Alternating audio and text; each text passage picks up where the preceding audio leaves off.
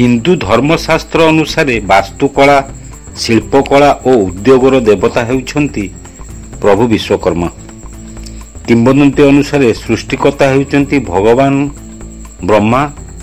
ବ୍ରହ୍ମାଙ୍କ ପୁତ୍ର ହେଉଛନ୍ତି ବାସୁଦେବ ଏବଂ ତାଙ୍କର ପତ୍ନୀ ଅଗ୍ନିରଷିଙ୍କ ଗର୍ଭରୁ ଭଗବାନ ବିଶ୍ୱକର୍ମା ଜନ୍ମଗ୍ରହଣ କରିଥିବା ପୌରାଣିକ ଆଖ୍ୟାୟିକ ଅନୁଯାୟୀ ଜଣାଯାଇଥାଏ। ଲୌହ ସମ୍ବନ୍ଧୀୟ ନିର୍ମାଣ କ୍ଷେତ୍ରରେ ମନୁ, କାଷ୍ଠଶିଳ୍ପ କ୍ଷେତ୍ରରେ ମୟ, କଂସା ଓ ପିତ୍ତଳ ନିର୍ମାଣ କ୍ଷେତ୍ରରେ ତୋଷ୍ଟା, ପ୍ରସ୍ତର ଶିଳ୍ପ କ୍ଷେତ୍ରରେ ଶିଳ୍ପୀ ଓ ସ୍ୱର୍ଣ୍ଣ ଅଳଙ୍କାର ଆଦି ନିର୍ମାଣ କ୍ଷେତ୍ରରେ ଦେବଜ୍ଞ ନିଜର ଯଥା ପରାକାଷ୍ଠା ପ୍ରଦର୍ଶନ କରିଛନ୍ତି। ଦେବଶିଳ୍ପୀ ବିଶ୍ୱକର୍ମାଙ୍କ ଜୟନ୍ତୀ କନ୍ୟା ସଂକ୍ରାନ୍ତି ଦିନ ପାଳିତ ହୁଏ। ଆଜି ମହାନ ପର୍ବ ଭାବେ ପବିତ୍ର ବିଶ୍ୱକର୍ମା ପୂଜା ଉପଲକ୍ଷେ କେବଳ ରାଜ୍ୟ ନୁହେଁ ସମଗ୍ର ଦେଶ ଉତ୍ସବ ମୁଖର। ଏହି ପରିପ୍ରେକ୍ଷୀରେ ମୟୂରଭଞ୍ଜ ଜିଲ୍ଲା ବାମନଘାଟି ଉପଖଣ୍ଡ ରାଇରଙ୍ଗପୁରର ମ୍ୟୁନିସିପାଲିଟି ଅନ୍ତର୍ଗତ PWD, PhD କାର୍ଯ୍ୟାଳୟ, ITDA,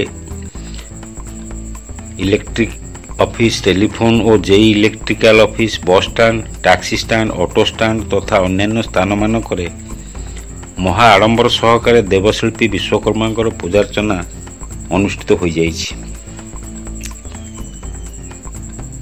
ବିଭିନ୍ନ ବିଶ୍ୱକର୍ମାଙ୍କ ପୂଜା କମିଟି ପକ୍ଷରୁ ଭକ୍ତ ଓ ଶ୍ରଦ୍ଧାଳୁଙ୍କୁ ପ୍ରସାଦ ମଧ୍ୟ ବଣ୍ଟନ କରାଯାଇଛି। ରାଇରଙ୍ଗପୁରରୁ ଉତ୍ତମ ରାମଙ୍କ ରିପୋର୍ଟ, ଖୋଲା ଖବର TV।